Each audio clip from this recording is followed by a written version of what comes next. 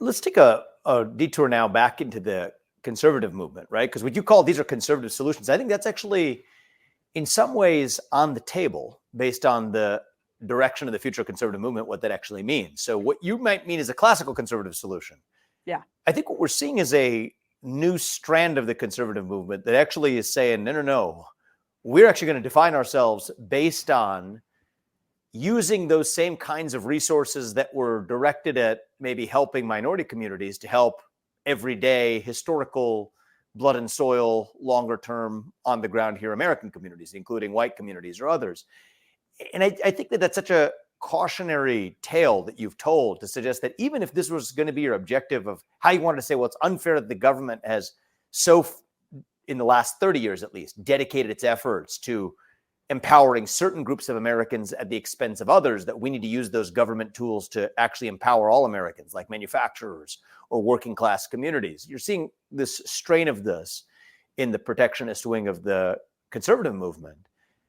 What do you think that portends, where if you have the left that historically and continues to focus on using governmental intervention and nanny state intervention to help their favored groups, and a conservative movement that now goes the other direction and says, you know what, we're going to no, use that same toolkit to actually empower our own preferred bases that have been ignored. What do you think that portends in terms of the dynamic between conservatives and liberals going forward? I think it's terrible. And one of the reasons is, and there's good evidence for this, populist movements all around the world, which are becoming more popular, if you look at the receipts on these movements, the economic receipts, they're not good. The outcomes of these policies are not good. We can see it over and over and over again. If you support that steel mill, right, and you protect steel so that you save that steel mill, what that does is it drives up the price of steel in such a way that your construction projects are canceled. So you save a few workers and you harm 7 others, right? For every one you help here, you harm 7 over there. And so the outcome will not be good for these groups. But also, it's not paying attention to the heart of the matter. The loss of community, the loss of marriage, the loss of family, the loss of church attendance.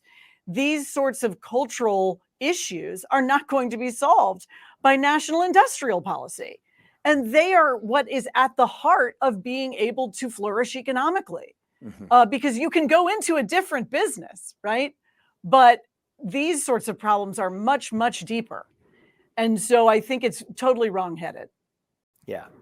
I think that part of the issue, and this is where I'm sympathetic to where a lot of these folks are coming from in their motivation, but maybe miss the plot in their policy recommendations, is that the historical, you can call it neoliberal consensus or classical liberal consensus, itself missed the plot in certain other ways that go outside the scope of the conversation we're having here, but had unforeseen effects of increasing U.S.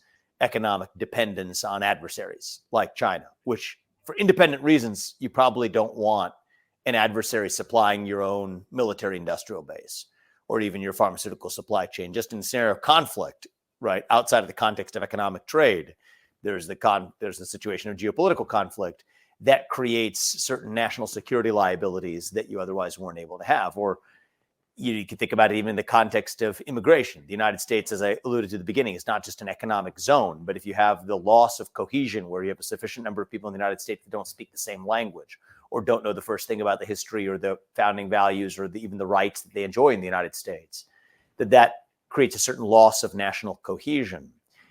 And I think part of what's happened, as I see it, from where I sit, is the understandable frustration with certain of those holes left in the neoliberal view.